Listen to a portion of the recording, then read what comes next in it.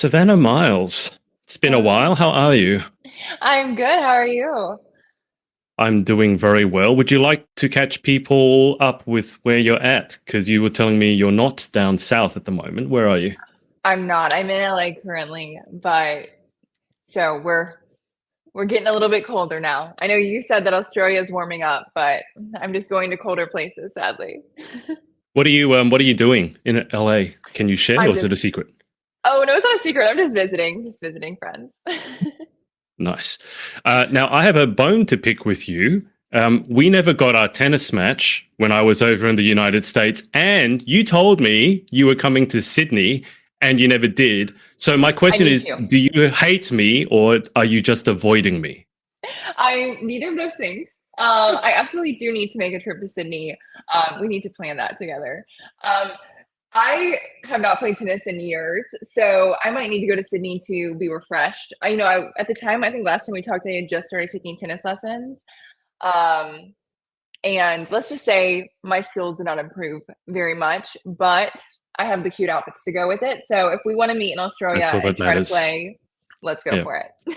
Yeah, believe me, I know a lot of people who only play tennis for the cute outfits. You actually sent me a video of you playing, and me being a former tennis coach, my first thought was, hang on, she's playing some shots with her left hand, and she's playing some shots with her right hand, and I think you said, "quote It's because I'm lazy." So what happened there? Well, okay, when I was trying to play tennis, I realized, you know what? Trying. I'm afraid. I was trying. I was trying. We pray for Savannah. It's just easier to switch hands, I feel like. I don't know the skill part of this. I don't know if this is like not technically right. Probably not. But if the No, ball's like on this side, then you should just like move to the left hand and just but if it's on this side, you can just use your right hand. It just like makes it you don't have to run a few extra steps. are you ambidextrous? I'm not, but maybe I am. Maybe I should have been. No, because I saw a video, because actually I might bring this up now, because you I think you're doing, is it your grandfather's condo, like you were doing some renovations? Yes, yes. All right, y'all, we're back for day two, and we had to kick it off with a peach milkshake and headed to the condo. Today was a lot of cleanup from yesterday, so I'm just picking up the wallpaper that is finally off the walls. They're looking so much. I'm gonna hide that for a sec because I can't actually mute that, and I won't be able to hear you. But I thought I saw in that clip where you almost killed someone, by the way, and I'll get you to go into that. Um, I saw you holding a sander or a drill, and I think you were using your right hand. That's why I asked you if you're ambidextrous. I'm normally right-handed. I only have I'm not a super athletic girl, but the few times I've tried to play sports, like when I played lacrosse in like middle school, I normally play with my left hand for some reason. I don't know. My mom will also say What? like I organize on the left side. So I guess I'm like left hand heavy, but I write with my right hand. I'm so confused right now, but if it works for you, it I don't works. know if it makes Um, sense. no, no, it doesn't. So tell me more. I was going to show that video, but I can't mute it for some reason. Tell me more about what you're doing with your grandfather's condo, because obviously that's a different side. Normally, Instagram, the highlight reel, shiny everything. That obviously is a different side of you. So what's going on there? Yeah. So this condo actually was my big daddy's, which in the South, that's what we call our grandfather. He's actually owned it since like the 70s. So it's been in our family for a long time. He lived in it for, a short amount of time, ended up renting it out to this wonderful woman who lived in it for years, probably 30 plus years. And she decided to move out and move in with her daughter. So he passed about a couple years ago. And so he left this to our family. And so we, of course, want to keep this in our family, but it has not been touched since this elderly woman moved in like the Right. 80s. So like it's Okay. original wallpaper, it's original cabinets, original everything, carpet and all the good, bad, and ugly. So my mom and I are really just like pouring love into it to restore it to be a 2024 rental where we can keep it in our family and it'll look beautiful for generations to come. It's 30 years is quite a long time to go without like a sort of glow up, so to speak. So I imagine there was what are some of the things that you had to do? I saw wallpaper. I saw you unscrew. I think I saw you sitting in a sink unscrewing a cabinet. What are some of the Yeah. skills that you've learned? Oh my gosh. So I'm super into renovating houses. I've flipped homes in the past before, but this one's a lot more of a labor of love. So I've ripped down wallpaper. That was my first time, which was so easy. If you ever are trying to take down wallpaper, don't hire someone, just do it yourself. It will take you a couple hours. I thought you were Um, going to say hire you. It's like, oh, I'm a professional wallpaper remover.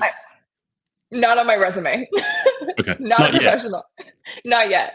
And we're staining the cabinets. I mean, the beauty of it is that back in the day, everything was such amazing quality. So what's great is that we can paint them, we can restore them. So that's kind of what we're Oh, yeah. painting there. But we have to rip out this carpet that's from the 70s. As you can imagine, it might need to come out. Have you ripped out the carpet yet, or that's still to come? Because that sounds harder to do than ripping out the wallpaper. Yeah, not yet. That's to come. I've been traveling a lot recently, so once I get home and have a few days, I'm gonna be there'll be another video. I'll tag you in it. Amazing. Now, Ralph over in the States has said good evening, Adrian and Savannah. It's good morning from you, Hi, Ralph. Ralph. You know how this works. You just catch me up because I think last time we spoke was a couple of years ago, at least when I interviewed you. I think it was in the lead up to Teen Universe. And Mm. I know most of us anyway don't show everything we do on Instagram. But I sometimes look at all the different things you're doing and I'm going, I didn't know she did that. I didn't know she did that. And now she's doing this. And now you're over here, then you're over there. And at some point, which we'll get to, you also have decided to re-enter pageantry. What is a day? Okay, just run me through what this year has been like for you. What has this year been like for me? I So like the I guess facial expression.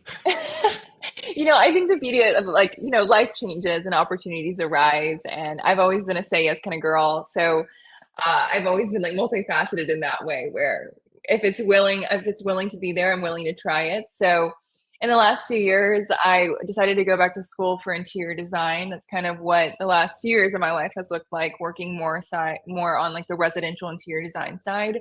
Um, so a lot of that, I model a little bit still. Travel a bunch. My mom and I are still running around like crazy people. Um, and that's really just become my life. And like you said, then I decided to enter this world of pageantry again. So my plate is very full, but I love it. Yeah, so we should probably dig into the pageantry side because I am the pageant project and you are the pageant Right. queen. A lot of people saw your post, including former Miss USA Noelia, and she's obviously on your side. She loves you. I love A her. lot of people were excited to see you re-entering, including myself. My only question is, why now? Or was this always kind of the long-term strategic plan? At some point, I will feel ready to tackle, let's call it the biggest pageant, certainly in the world and in the United States and the world. So Yeah. any reason why now, or was this always the plan? So kind of strangely, when I was Miss Georgia Teen USA, I sat down and kind of made a vision board of what I wanted. And to be honest with you, my dream as a teen was I wanted to be Miss Georgia Teen USA. Like that was the end all be all for me. But in my heart, Miss USA held such more of a goal for me as a miss. I actually wrote down in a journal Miss USA 2025, Savannah Miles on it. And so I've always had that year circled, that like 2025 would be the right year.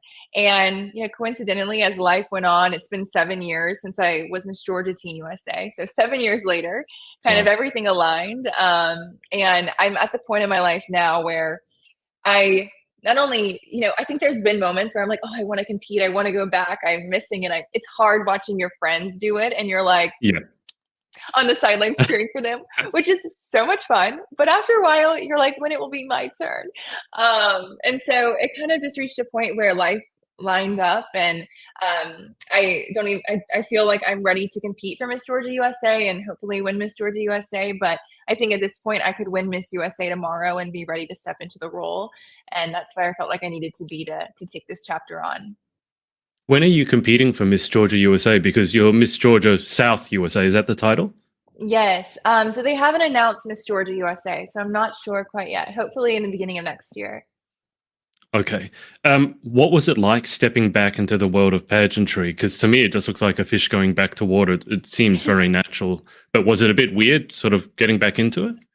I think it was strange. It was a little bit different. Competing as a miss is a whole different ball game. But there were things that transferred over. And I think just the beauty of having the same support system as a teen.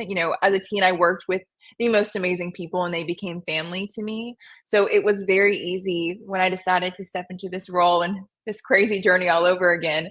I knew who to call now, and I knew what I needed to do to be ready. And so I'm excited for what it all entails.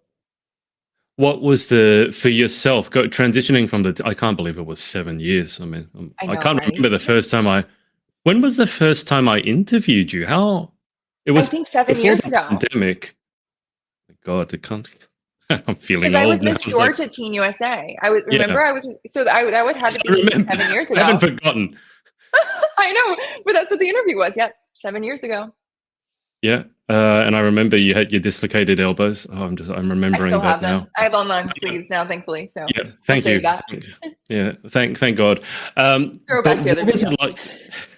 What was it like transitioning from teen to Miss? Because I know a lot of girls have struggled with that. But then on the other hand, a lot of girls have actually felt more at home in Miss. Because some of the girls behind the scenes have told me, well, teen, they kind of expected me to act like a teen, which kind of means you use shorter sentences, shorter words, and you act a bit less, maybe grown up. But then a lot of people have, so what was it like transitioning from teen to Miss for you? Hmm. I think that's true. I think, there's beauty of a teen being a teen and a miss being a miss. But I think the truth is that you really are in those stages of your life. So looking at my journey as a teen, I wouldn't say I was like dumbing myself down, or I wasn't Yeah. trying to like act like a teen, but I truly was just an innocent, like pure hearted young girl. And really, like the pageant journey for me at that age was transforming me and growing me. It was personal development for all intents and Mm. purposes. And as a miss, it's a little bit of a different lens. Now I'm like an established woman, a young woman who knows what she's pursuing, knows who she is, more so than I did at 16 years old, thankfully. And so now this is more so of the mentoree becoming the mentor. And it's sweet now, especially have been a teen, to like have a little teen who looks up to me, like the miss and teen when they go places together. So it's just so sweet. There's like a little bit extra little love that comes with being a miss, and but it is a lot more pressure, I feel like, to just be a whole nother level. But I think that work you put in over the years to put yourself in this position. Do you, at this point, how much like prep do you have to do? Because obviously you've been around pageantry since forever, and I'm sure Miss USA means a lot to you. At the same time, you have life going on. There's a lot, you can't just sit at home and, well, I don't know, maybe you can just sit at home doing pageant stuff, because it tends not to pay the bills that well.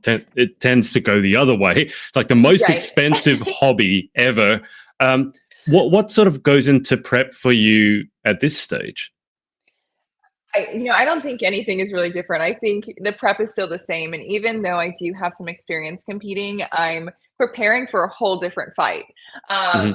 And, I think it goes back to all the same things that we always prepare for. I would say the only difference as a miss is competing in a swimsuit is a lot different than competing in activewear.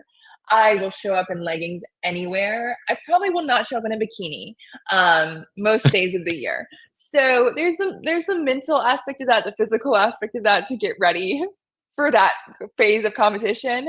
But doing that and really just improving your interview to be, the miss of this organization.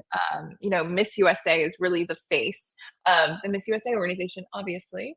And so, just preparing yourself to really step into that role and be ready, God willing. Was it how difficult was it for you? You talk about the bikini section, and I'm sure that's daunting to a lot of people. It's not something that thankfully I ever have to understand or go through myself. God Maybe. willing, Don't again. speak so No, soon. no. I was telling Savannah before we went live, I was doing some UGC for Amazon reviewing lip balms, and I didn't realize that lip balms could be colored. And I was doing the video, and then I looked up, and it's like deep purple lipstick. It was terrible. But I mean, And getting used to that, getting used to the bikini section, was that like the most daunting part for you? Was that the hardest part for you? Because interview, I've spoken to you so many times. And I thought even back when you were a teen, you interviewed very well. So Mm. was interview stepping up to the Miss level? Was that hardest? Was the bikini section the hardest or some other part? I feel like the interview, of course, is hard to some extent, and I don't think that was the biggest struggle for me. I Hmm. really don't think any phase of competition was the biggest struggle. I think that they all had their own, situations to work through. But for me, honestly, the mental aspect of this, the game between my ears, was a lot harder than the actual competition. Um, Okay. Honestly, it is hard when you've done pageants and you performed a certain way as a teenager, and you don't know if that's going to really transfer over when you start competing Yeah. as a miss. You see girls and you're like, oh, she's so much better as a miss, but you see girls and you're like, oh, she was just such an iconic teen, and it's hard to see them a different way. And so in my head, I think what I really struggled with is that I didn't want to look like 16-year-old Savannah. I didn't want anyone to see me and have flashbacks to like, oh, she's such a cute teen. So that was the biggest thing for me, was like understanding, okay, I'm a miss. I'm almost 24 years old. Um, I'm totally ready to step into this role, and really just getting over the mental Mhm. struggle of that was the hardest thing. But thankfully, it all worked out. Are we talking about weight of expectations here? Because I mean, obviously, you were Georgia Teen USA, and you said that was your dream title. And so you Mhm. swing back, and maybe you're thinking some people are going, "Oh, why did she come back? She already won the Georgia title. Why did she come back?" So is it sort of when you say the battle between the ears? Is it weight Yeah. of expectations? Absolutely. I think even if I don't feel like a lot of people were putting pressure on me, thankfully, a lot of Yeah. like my immediate friends and family were like, this is your journey, whatever happens, happens. But it's Mm. hard not to like put some pressure on yourself. It when you perform a certain way as a teenager, you hope that with years in between and preparing yourself even more that you'll perform even better. You But get that might better. not Yeah, always not be the worse. case. So yeah, I mean, if no one else put external pressure on me, I had tons of internal pressure, just, hoping that this would all work out. And I still Did haven't. you have We haven't gotten over some of the big hurdles yet, but we're crossing our finger we'll get there. Well, I mean, this is because I remember, I don't know if you still have it, that I know you mentioned Instagram as a highlight reel. And since Mhm. you mentioned that, I've seen a lot of other girls mentioning that. And in all your posts, you look super happy. It's something that I'm quite jealous of because you always look Aw. super happy. Look something like, you know, that stereotype, oh, she's got her life together. Everything is kind of super easy for her. So it's interesting Mhm. when you say you were dealing with that battle in your head. Um, I mean, life isn't always easy. Yeah. So how do you make your way through those tougher times away from social media? Yeah. Well, first of all, I love that you feel that way about me. It's And good and that I like think of you as a happy person, not as a miserable person. well, that's good. I'll take that. I'll take that. Yeah. I think the beauty for me has always been just what I can control. I can't control Mhm. life. I can't control what others do to me. I can't control what life throws my way, but what I can control is how I react. And that's something I've always really held on to. And finding the beauty in everything is really the source of life. Like if you can't be happy with the girl you look in the mirror and see, or the man that you look in the mirror and see, no one else can make you happy. No thing can make you happy. No results can make you happy. So really just doing inner work and, feeling completely content in who you are and what you bring to the table. And then nothing can really harm you when it comes your way. Who's been your biggest inspiration in that area? Because I mean, that all sounds great, but those are not lessons that you just learn at school. These are deeper life Yeah. lessons. So where did you pick this up from? Well, I think it's been a cereal box of people. I think and it's true. You don't learn it at school. You have to do this work. Mm. I'm a huge proponent of finding people who pour into you, whether it's someone you actually know. My mom is an angel. My mom is, I'm sure I've talked about her in all these interviews. She's like iconic. She's so good to me. Um, I, totally am into this. I love having a therapist. I think everyone should talk to someone. I love inspirational podcasts. I love Jay Mhm. Shetty. Really just finding like books and people that speak truth into you and fuel you to to be able to take on this crazy life. I think you have to find those people for you, whether it's friendships, relationships, people that you would never even meet on Spotify, on your podcast, wherever you might find your podcast. Finding those people who really just breathe life into you is the way to go, and doing that work is very essential. So how, from the very first moment that we spoke, I still can't believe it's 7 years, and I still can't believe you're almost turning 24. That's just in my head. I'm like, what? But how, that girl that I spoke to the first time to now, what are some of the difference? What are some of the the biggest lessons that you've had to learn from that time to now? A very deep question. It is. We're going there because we talked about everything else. Yeah. I think one of the biggest things I've learned is that life will throw things your way. You can't plan it all. You know, I think my story has had different pockets of peace, different pockets of passions, different pockets of craziness. But really, you just have to roll with the punches. I think when we first talked, I was going to college for biomedical engineering. I wanted to be a doctor more than anything. And, to summarize it, life changed, my heart changed, my passion changed. And that is 100% okay. And I think I wish someone would have sat me down and said, I love those goals, but if they change, even better. You grow, you adapt, and that's what we should all be striving for. You can't hold on to something that's not tangible and right now. Having goals are great, but being willing to be open if they change is even better. How do you know when it's okay to change a goal and when you're just not sticking with it? That's a tough one though, because young people especially, and I still categorize you in that generation, the young generation can the young people can often be accused of, you don't stick at anything. First you're doing this, then you're doing that, then you're doing that. But I also feel that the older generation doesn't understand that times have changed. Like I think the statistic, there's some crazy statistic out there now that during your work life, you're going to have 5 to 7 different careers, not jobs. Wow. But for example, doctor, interior designer, realtor, all these things. So how do you make that distinction in yourself between, okay, I wanted to be a doctor, now I want to do something else, versus I should just stick at it until I'm done? Yeah.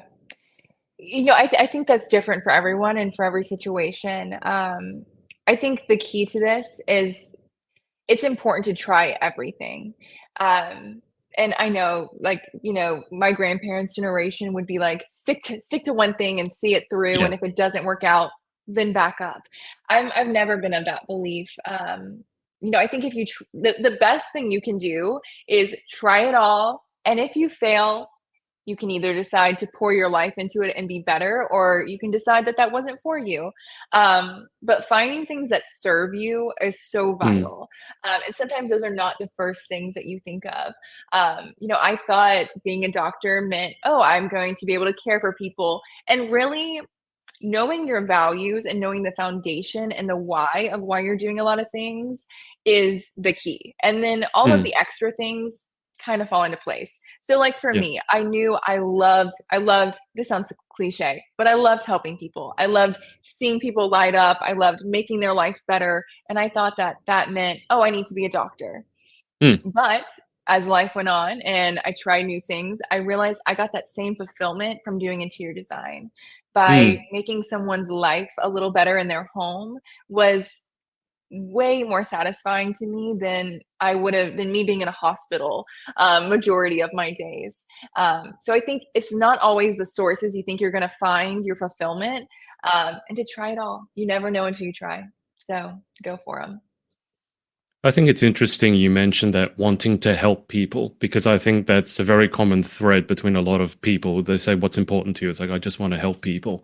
And I can say this is coming from a family of doctors, because my father is a doctor, my mother is a doctor, my brother's a doctor. I'm the only one who's not. I got the marks to be a doctor, and rebel that I was, I decided I'm doing anything other than being a doctor. But I can tell you from firsthand experience from them, it isn't actually, you don't sometimes get that feeling that you're helping people, because a lot of people go to doctors and they're miserable, they're frustrated because of their health system, or they've been bounced around. And I got to think that, interior design, I mean, why don't you tell me what's important? Like, why do you love interior design? Because, everyone has different passions, and going from doctor to interior design, a lot of people will go, well, those two are completely different, but obviously you love it. So what makes you love interior design? Oh, so many things. I think, the biggest thing for me, one of the biggest things, I love that a space can have so many personalities and so many different uses for so many different peoples. It's so personalized. Mm, Even if you were looking for a home, let's just say, and you went and toured 30 homes. Every home you went to, you would pick up on something different and see a different component of your life there. And if I went in there, I would see something totally different. So I think it's beautiful that the viewership sees such a different outlook in every situation, in every scenario, and every room. So I love doing residential design. That's kind of my bread and butter. That's what I want to do for the rest of my life. And I love that it's so tailored to people. It's, understanding the person and mirroring them in a space is such a beautiful work of art. And, that's the space where they have some of their life's biggest, sweetest yeah. moments. So it's just so special to be a part of just those little pockets in people's lives. How do you do that though? Like, how do you get to know someone to be able to translate it into the interior design? I will say this is where pageants have helped me significantly because you interview them. You ask them, like, absolutely, I become the world's best pageant judge. You ask them all kind of good questions. My favorite question, which tells a lot about someone, is where is your favorite place to go on vacation? Or what is your favorite memory that's not happened in your home? So, for instance, Oh, like if someone's like, I love going skiing, then that rings my bell of, okay, you love like a bunch of textured things. You love fur. You love things that feel warm. You look warmth oh, in a okay. space. So there's like different little things I can pick up on based on some things that people say. Yeah. Yeah. That's clever. I've never thought. I'm just turning that over in my head. So if you asked me that question, where's my favorite place? What was that the question? Where's my Yeah. favorite place? Where's your favorite place of vacation? Anywhere near the ocean. I need to see. I don't need to be in it, but anywhere where I can hear the ocean, see the ocean, that's my happy place. So based on that, where Okay. do we go from there? I would say you like peace. You probably are like greens, blues, calm. You Blues. like a little neutral, but you like some color, some blues. I could see that. Yeah, blues. A lot of I'm wearing a. He fluidity. says as he's wearing a blues jacket. You see, I could see Yeah. that. But yeah, no, I could see that with you. It because what the other thing that I love is a lot of light. I don't know. This is part that comes into Yes, interior design. One of the things that drives me crazy is when people buy a lovely new house and it's got amazing big windows because I love the sunlight. I hate being cooped up indoors. And then the first thing they do is put up these giant curtains to block all the sunlight. it's So the for me, worst. yeah, I don't understand why people wouldn't like sunlight. To me, that just seems complete doesn't make any sense. But blues, I yes. understand. I also quite, as I said, large windows. And I don't know, Hmm. how would you describe it? Like, I don't really like carpet is a thing. I prefer, Hmm. tiles or Hardwood. slate or marble. And I think I'm quite modern, like, bench tops, kitchen tops. So does this make any, like, how would you describe that kind of aesthetic? You're probably like, I would say you are like modern. Oh my gosh, what are the words? Why am I drawing a blank? I Mm, want to say like modern minimalist. I don't know organic, if it's that. modern organic. Modern Yeah. organic. Hmm. Okay. If you ever look up on Pinterest, like modern organic minimalist, very like California style, I feel like that would fit your vibe. Oh, okay. So I should just live in California then. I mean, you can come hang out with me at least this week. Yeah, absolutely. So what's on the? I mean, as I said, you announced.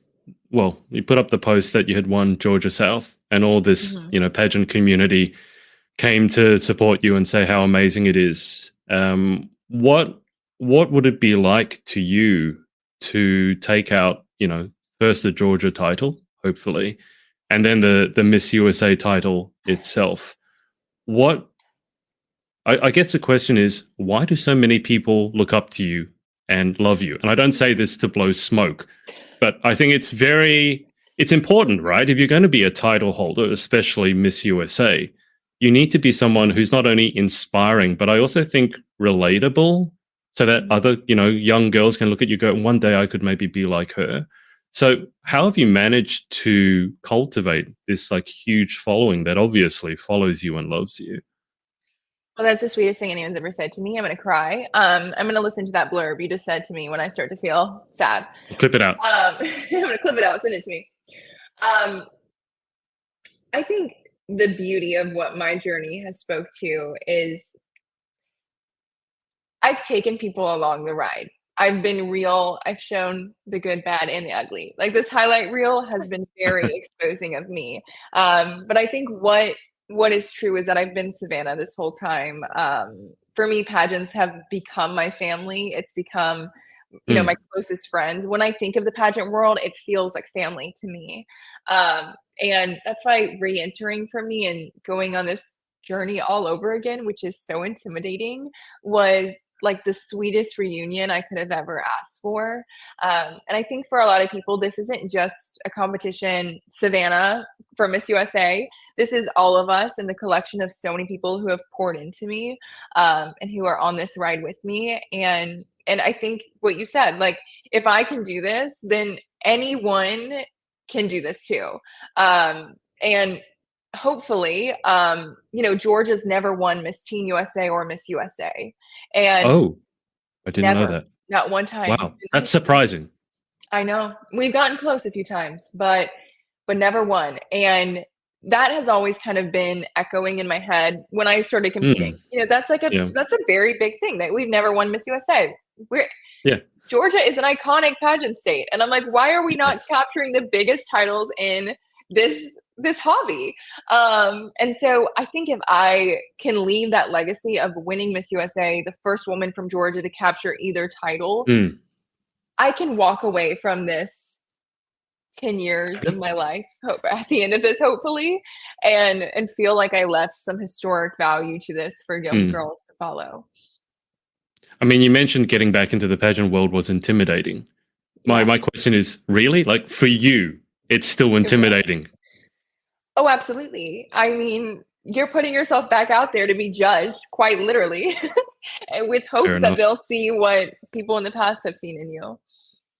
Yeah, I think that's just worth bearing in mind, that even someone who's been around pageants as long as you have and has been as successful as you have still finds it a little bit daunting and intimidating to put the heels back on.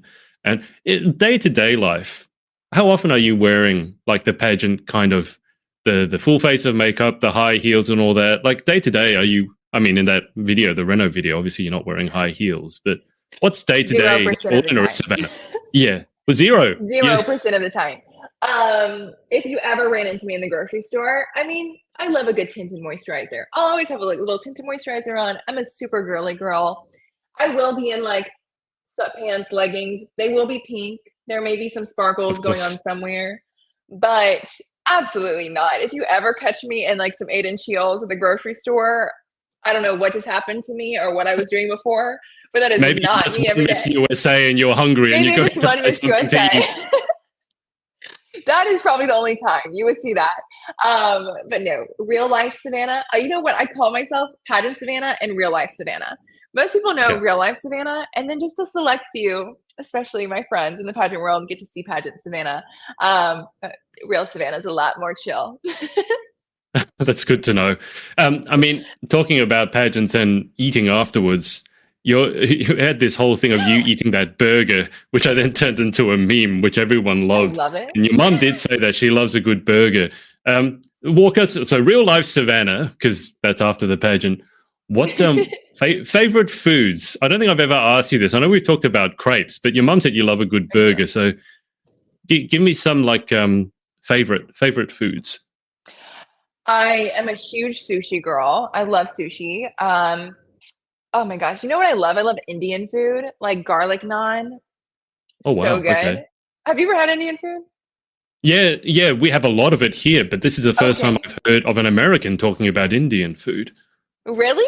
Okay. Yeah, because a lot of you don't, and this goes back to the UK as well, they don't like spice. And I mean, when I say spice, I mean heat. And they think of Indian food as really like burning your mouth out. So you're the first American I've ever heard actually saying that they love Indian food. Really? Okay, I love Surprising. spice. Like Yeah. I love Thai food. Anything that like gives me a little like pick me up with some Kick. spice, I'm here for it. Yeah. Nice. Okay. And the other thing I was going to ask is, oh, where do you stand on? Because it's coming around to Halloween soon. Halloween is not a big thing here in Australia, but every time it Okay. comes around to this time of the year, like fall for you guys, we call it autumn. Everyone starts posting about pumpkin spice. Like, where do you Mm. stand on this pumpkin spice? I don't understand what it is because I've never had one. So is this pumpkin spice latte? Is what? Can you explain to me why this is such a? Okay, you can stop standing and looking at me like that. I don't I need your understand. I've address never had immediately. one. I need your address immediately. I'm going to need to Uber Eats you pumpkin spice latte for this video. Um, they're incredible. I mean, okay, you know what I think it is that Starbucks has great marketing. They only allow you to have pumpkin spice lattes like 2 or 3 months out of the year. So when That's those two clever. or 3 months come, we are like freaking out because they are pretty good. You know, I actually got my first one a few weeks ago. I actually posted on Instagram. You would have seen it. The pumpkin spice chai, like it's like a sweet cream with chai. Right. That is so good. If you go to, you know what? I'm gonna mail you one. I'm gonna find how to send I, Starbucks to Australia. You need to don't try send it. me don't send it in the mail. It's not gonna. I will I will go Uber Eats after it. this. I will find a Starbucks somewhere near me. Can I get one in Yes, Australia? Is the thing. I don't know if it's a I'm thing here. This is why sure. I'm so confused. I'm Let sure. me look it up. If I I feel find like it has one, to be. if If I find one, you, I will get one and I will post a reaction video and I'll tag you in it. Okay. So I think yes, I I need feel you. like I need to experience this firsthand. Are you looking up this I am. pumpkin spice? Pumpkin spice in Australia. Okay, let's see. They are available in Australia. Is pumpkin spice latte available in Australia? Yes. Yeah. I'm Okay. expecting you to go there this morning. You said you needed a full Yeah. cup of coffee. This is what you need. But there's no caffeine in that, is there? There's a little caffeine. It's caffeinated. Chai has a little caffeine, I think. Caffeinated tea. It looks mainly like cream and sugar from what I've seen. But Well, I that mean, might be true. That might outweigh the caffeine. yeah. Look, I'll give it a go. I'll post my thoughts and I'll tag you in it. I'm not the biggest sweets person. See, you had me at the sushi and the Indian. I get lost at the pumpkin spice latte. So Mm, I'll give it a go. I love it. Okay. Before we move to the wrap up, let me go back to one deeper question. Obviously, you've come a long way. We've known each other for a long time, Long time. and if you were to be Miss USA, I think the biggest thing for me in a title holder is what does she stand for? Like, what does she represent? And by that, I don't mean a particular person or a state. I mean kind of like the beliefs and values, because I like to think that's Mhm. what makes a person tick. Like, what's really important to them. So over the years, through the good, the bad, the ugly, as you said, what have you realized to become sort of the biggest values for yourself, or what do you really look for in a person? I think I think as I've, grown up and seen the world and faced the world, what I have come to firmly believe in my firm foundation at the core of who I am is that everyone on this earth is has should have the right to have respect and inclusion and love. And honestly, just the human nature to want to receive love and want to give love. Mm, And I think that that shines in everyone and should be reflected in every area of the world and every person you ever meet. And I think that's one of the jobs of a pageant queen and a pageant title holder is to truly just be this light of hope, this light of love mm, that you have to step into this world beaming that the world can be a dark place. The world is rough for everyone. There's not one person who can say they've not had one trial or tribulation in their entire life. And if you can, more power to you. I love that for you. I don't know Um, what planet you're living on, if you can say that, to be honest. right? But I think just the firm belief that, there's so much beauty in this world, regardless of where you come from or what you stand for. We are all human at the end of the day. If we peel off the layers of all of these things and all of these hobbies and what we love and politics and all of this and just love each other, that's what I think that the message for the world should be. Yeah. I think definitely in the States at the moment, it just seems more and more divided every day. In fact, the Yeah. world is going through a pretty, I would say, troubling and conflicting time at the moment. And it's like, don't turn on the news, basically. It's every day you turn it on, it's just getting worse and worse. Yeah. So I don't know being if it's that just beacon here. of It's like it's positivity, everywhere. Yeah, yeah, beacon yeah, of no, positivity is true. it's spreading. Well, what have you got coming up for the rest of the year, just before we wrap up? Well, we're going to Miss Universe in November, Hmm. so that'll be fun to be around the pageant family, as I say. So that's big on the list. Just preparing for Georgia, doing all the fun things, all the photo shoots, all the prep. This is a bit of the fun, relaxed pace right now before we kick into the sprint mode. This is fun and relaxed, is it? This is fun and relaxed, which we love. So I'm enjoying this, just enjoying being Miss Georgia South. I don't know if you remember, I was Miss Georgia South as a teen as well. That's the title I was when I won Georgia No, Teen. no, Yeah, so that goes back to before I knew you. it does, shockingly. So a little bit ago, I won Miss Georgia South Teen USA. That was the title I was when I won Miss Georgia Teen USA. Right, Um, okay. so it's this like beautiful full circle moment for me to like hold the title of Miss Georgia South as a Miss and Mm. hopefully, start this chapter of my life all over again. So I'm really just loving every minute of it doing this. And just trying to live in the now and not worry or get in my head about what the future may hold. Yeah, that sounds like a good plan. Do you remember how Yeah. you felt when you won your title of Miss Georgia South Teen? How I felt? Oh my gosh, I was over the moon. So in Georgia, they only have a really Georgia South is the only preliminary in the state of Georgia. They go to Miss Oh, Georgia wow. USA. Okay. So Right. everyone who wants to compete competes there first to see how Yeah. they rank up, to see if they can get their entry fee paid for Miss Georgia USA. Yeah. And so when I won as a teen, that was like the first validation that I felt that I might could actually do this. I might could actually Hmm. do this thing. Yeah. Um, and so for me, it was I gained a beautiful family. The Miss Georgia South board is second to none. And I'm so excited to have them again. And it kind of just is validation that this could actually work out. This could go there. So I'm excited for what might come. The reason I asked you if you can remember is so you can remember that clearly. Hmm.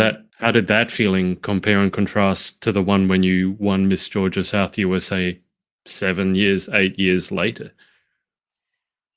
I feel like I thought that meant, I mean, that was so iconic for me and such a, like, I treasure that Yeah, for now. When I won, it had a whole different layer added to it. sure.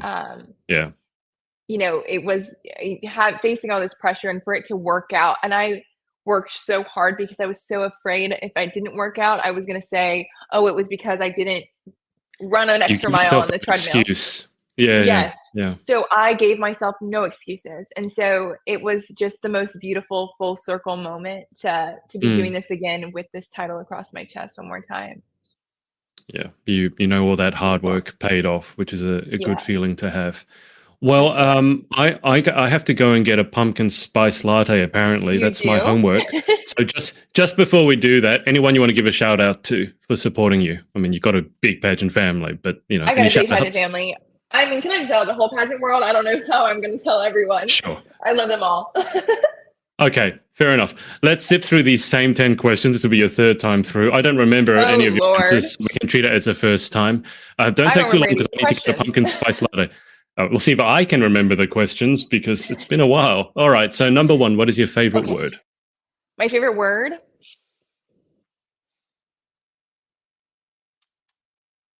Probably. Okay, well, word, can I say a phrase? Sure.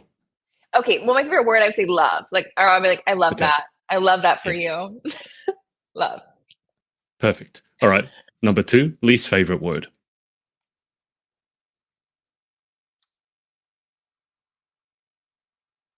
Probably my least favorite word, probably that they're out of something. Like we're out. That's it. Like if you went to Starbucks and they were out of pumpkin spice lattes, that would be the worst thing I've ever heard. Don't jinx me. Like, why? you're going to send me to go and get a pumpkin spice latte. I've got this whole anticipatory thing going on. You're like, oh, we're out. Yeah, I hope that doesn't happen. If it does, Number specifically. in life, number 3, in life, what gets you excited? What turns you on? Mm. I think just fulfilling purposes. I think seeing people happy and going after their craziest dreams, that's the ultimate turn on in life. What turns you off? I think laziness. Yeah, laziness, not going after what you know is meant for you. What sound do you love? Sound do I love? Mm, I love a good like pop song. Like I love a good little like pick me up morning, like a very cheesy good morning song. You know what I love? If you've ever listened to that song, I think it's literally Snoop Dogg, and he has an affirmation song. You have to insert it Did not here. know that. But it's so good. It's like this little like cheesy, like for children, affirmation song, and it's like affirmations are a positive statement. But there's like, okay, I'm a lover of those kind of cheesy, happy songs. Good to know. What sound do you hate?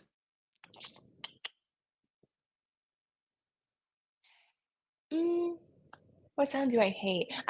Honestly, I hate silence. I need everyone to talk. You're not comfortable sitting in silence? No, no, no, no, no. We all need to talk about something. Someone needs to do something. We need to turn on something. Music, a movie, I don't care. Just not complete silence. You've just given me a great thought, because I've watched a few other interviewers, and there's this, I can't remember who it is. It's one of the American talk show hosts, and he has this portion in his interview where they do this awkward silence, and they literally just I would be so uncomfortable. I'd be like, I think that'd be interesting to do. Okay, number 7. If you could have any one superpower, what would you pick and why? oh, absolutely. If I could teleport places, I spend way too much time on planes. If I could just snap my fingers and be anywhere, I'd be eating sushi in Japan right now if I could. That would be the dream. As someone from Australia who takes 5 years to fly anywhere, that would definitely be a dream. Yeah. Yeah. What job would you most like to attempt? Oh, most like to attempt. You know what I would love to do, but only for like a short amount of time. I would love to like be an artist, like some kind of. I don't have the talent to do that. God did not bless me with that. He knew what if he did, I would be the most insane, crazy person doing it everywhere. But if I could like paint like the most beautiful, iconic paintings, I would be putting them everywhere. Have you ever given painting or drawing a go? I have. I took some drawing classes in my college, and And I'm glad I passed the class, but I don't think there's a future for me anywhere. what went worse, the art side or the tennis side? Just so I know. Or what went best? Let me ask it positively. What You know went better? what? I think the art was probably I could have learned. The tennis, I'm gonna have to leave for other people to do. I'm a pretty good coach, okay? I may be able to, revive this sort of dream. Maybe. I don't I know. need that. You know what? I feel like when I go to Australia, I need a full tennis makeover. We need to just try it a few times, and then you're gonna be like, there is no hope for her. Well, you've got the outfit, you've got the racket. I was even talking to you about the racket bag to buy. So you've got the whole kit. You might as well put it to use. I know. My racket is purple too. It's so cute. I'm going to enter you into Wimbledon, because that whole purple thing, that's a Wimbledon I colours. think that's what the racket is Wimbledon. There you go. I just learned there's like 4 big in tennis. I didn't even know there was like 4 big. Oh yeah, Grand Slam. Okay, you speak the language. Yeah, I don't speak the language. The US Open. So the one that my plan next year is to go to the US Open, which is obviously in the Big Apple, because around the same time there's New York Fashion Week, and I know a lot of you guys go to New York Fashion Week. I was like, hang on, they happen at the same time every year. They're in the same place. I've always wanted to go and watch like a big tennis tournament, and there's nothing bigger than the US Open. Isn't there one in Australia, like the Australian Open? Yeah, so Australian Open is always the beginning of the year. It's coming up in a couple of months. Okay. It's sweltering hot here. Then there's the French, which is on. Are you going to go to that? I've been to that one. That one's fun. French Open, which is on clay. Then Wimbledon, which is on grass, obviously in London, and then the US Open, which is in New York. And my dream has always been for a year. Like the whole reason, business wise, like I'm an entrepreneur, I had this fantasy I can follow the tennis tour for a year because it goes through different countries. It travels a lot. They're traveling 11 months out of the year, similar to yourself. So if I could go to Oh my God. Melbourne in January and then head over to France, and then I've been to France, back to the UK. I've been to London many times, and then end up in New York where I've been once. I think that'd just be cool. Oh my God. The plan. If you come to New York for the US Open, I will muster up the courage to go watch some tennis for you.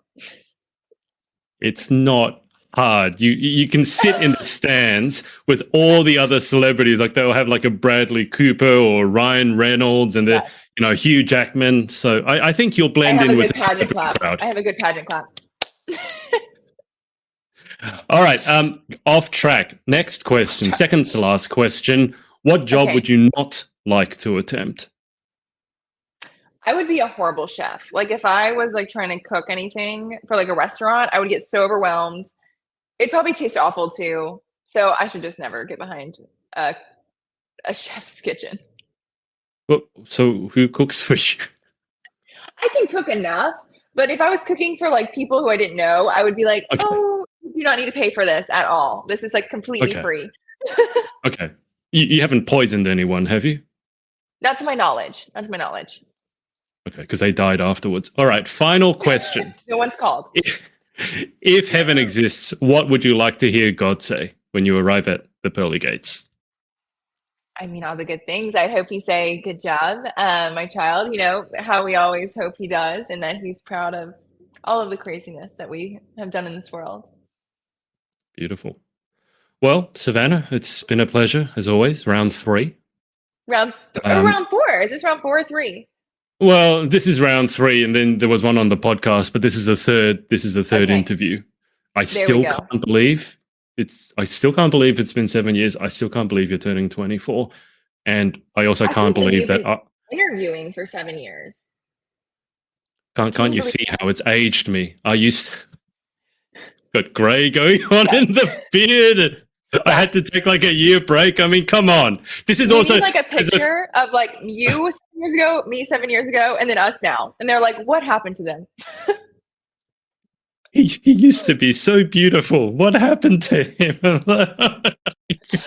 Oh my God. She used to be so positive and naive. What's happened to her now? Oh my God. Oh my gosh. Yeah, no, let's not. Let's not do that. Yeah, no, let's not do that. Off track again. I have to go and get a pumpkin spice latte. You have to go get the pumpkin spice latte. You do. I will give you my thoughts. I will tag you in it. I love that. Thanks to everyone for watching, and we will speak to you next time. Bye for now. All right.